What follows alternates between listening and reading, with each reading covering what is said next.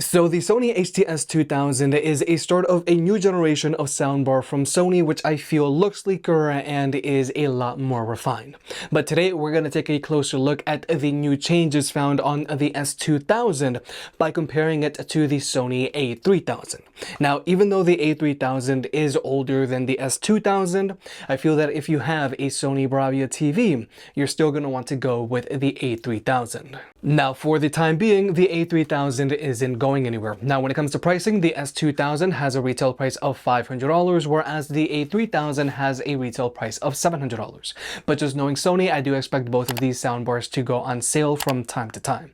Nonetheless, if you want to pick either of these two soundbars up, they'll be linked down below. And if you want to further support the channel, pick up a Big Head Approved hat, link down below. We've got trucker hats and snapbacks. By buying a hat, you help the unbiased and unsponsored videos coming, and it also helps us cover more products and produce more versus videos. Thank you to everyone who's already bought a hat, and look out for more designs coming soon. And also, please remember to hit that like button and let's get subscribed. Now, first off, with both of these soundbars, they're self-contained systems, as in they don't require an external subwoofer because they create their own bass. And in general, both of these soundbars have an above average amount of bass for a soundbar.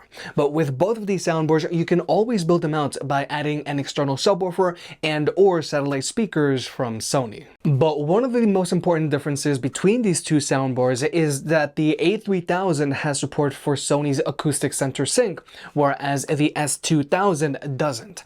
Now, what Sony's acoustic center sync is if you have a compatible Sony Bravia TV, in this case we're using the 2023 Sony Bravia X90L, your TV's built-in speakers will play in conjunction with the A3000, thus giving you a much more defined center channel, and you're also going to get a volume boost. So both of these soundbars are good options if you're using a non-Sony TV, and they're good options if you want something with a lot of bass without the need of an external subwoofer. But if you do have a Sony Bravia TV, then you do want to go with the A3000 simply because of the acoustic center sync. Now, design-wise, one of the things that I really like about the S2000 over the A3000 is that it has a sleeker design and it also has a smaller footprint. However, my main gripe with the S2000 is that it now has an external power brick, whereas the A3000 doesn't. So if you plan on wall mounting the S2000, then you are going to have to hide this power brick behind your TV. Now, when it comes to ports, things are pretty much the same here. Both of these soundbars have an HDMI eARC port that goes connected to your TV, and they both come included with an HDMI cable. And unfortunately, neither of these two soundbars have an HDMI in port. However, both of these soundbars do have a USB-A port, so you can plug in a USB stick and play music off of it. And the only main difference here ports-wise between the A3000 and the S2000 is that the A3000 has that S-Center audio jack so that you can use Sony's acoustic center sync with your Sony Bravia TV. But when it comes to connectivity, this is one of the areas where the S2000 does fall short a little bit.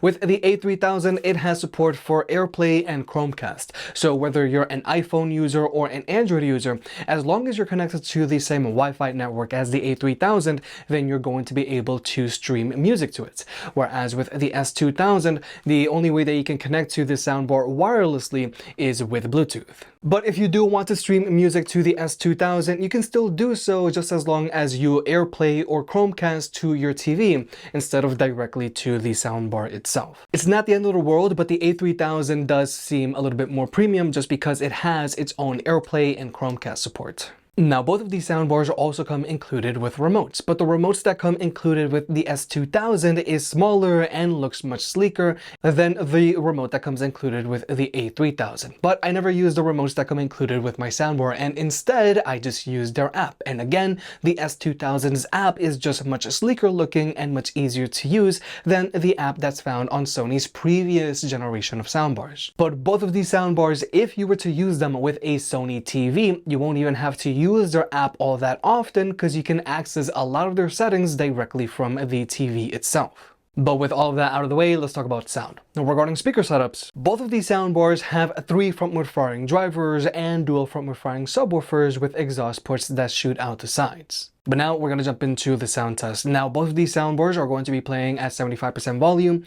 but the A3000 is going to be playing with acoustic center sync being turned on.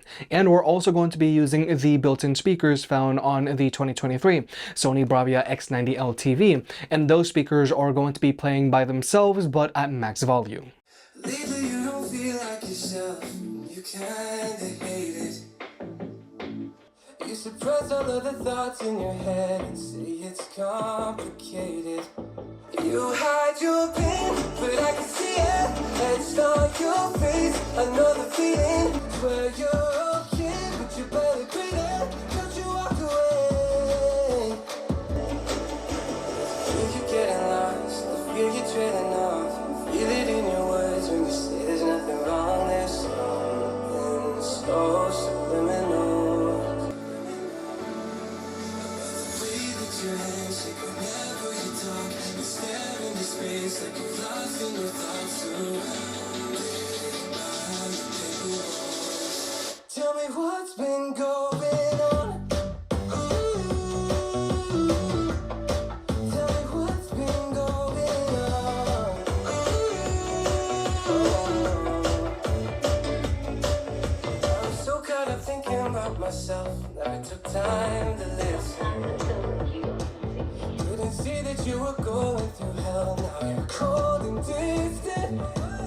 You say you're fine, but your heart is bleeding. Reading those lines, they lost the meaning. Oh, something in the light, these demons in your eyes, I know you're afraid. I feel you getting lost, I feel you trailing off. Feel it in your words when you say there's nothing wrong. There's something so subliminal. Whenever you talk, stare into space like you're lost in your thoughts. Surrounded by the paper walls. Tell me what's been going on. Tell me what's been going on.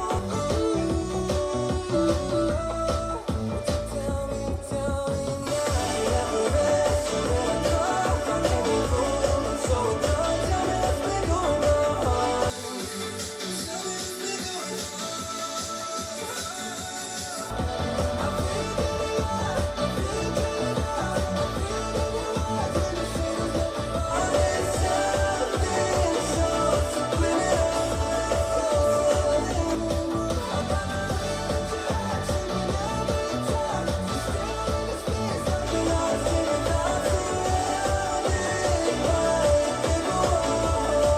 Tell me what's been going on. So, like you may have just heard, obviously any soundbar is going to sound better than your TV's built-in speakers. Your TV most likely just has a pair of downward-firing speakers that bounce sound off of the table. If it isn't wall-mounted like mine is, they don't get all that loud, and their bass can get distorted if the bass really gets going. Now, the built-in speakers on the Sony X90Ls get decently loud, and distortion isn't a big problem for them at louder volumes, like with some more affordable TVs out there.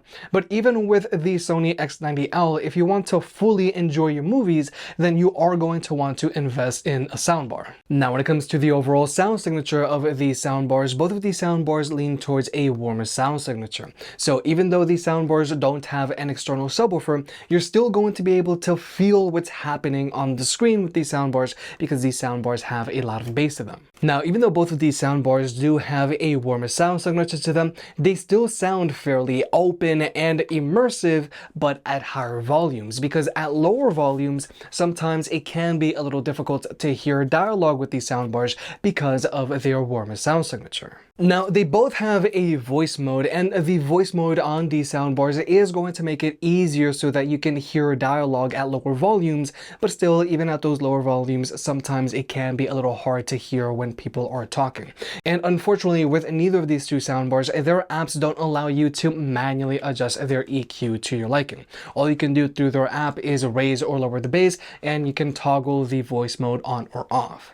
But you can't go in and manually raise the mids and treble to your liking like you can with some other soundbars out there. Now, when it comes to the max volume performance of these soundbars, these two soundbars get equally as loud as one another when they're playing by themselves, and they're going to be a good option for a small or medium-sized living room or bedroom. And they also do an okay job of filling a larger room with sound, but I still feel that you're going to want something with more volume for a larger living room. But in the sound test, the A3000 was playing with Sony's acoustic center sync being turned on, meaning that the built-in speakers on the Sony Bravia X90 LTV were helping the A3000, and as a result, the A3000 sounded like it had a much stronger center channel, and in general, the A3000 was able to get a little louder because it had that help from the TV itself. So I feel that if you're looking for a soundbar and you already have a Sony Bravia TV, I do feel that you're better off going with the Sony A3000 because of Sony's acoustic center sync, because then this way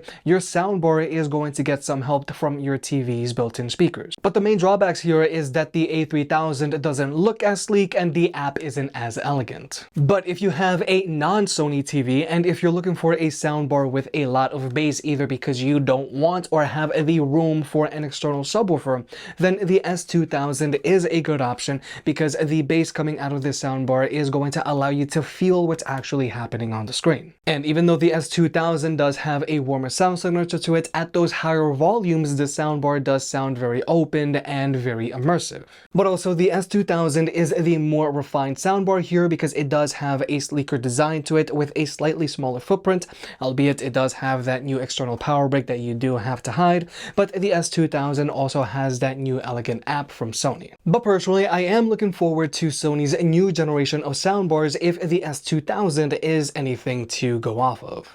If you made it this far, I guess you enjoyed the video, so hit the like button and get subscribed. If you want to pick any of the products up, they'll be linked down below. And if you want to further support the channel, check out the merch. I made some shirts and hoodies that look and feel great. And you know I can be very particular, so I'll only slap my name on something if I'm really proud of it.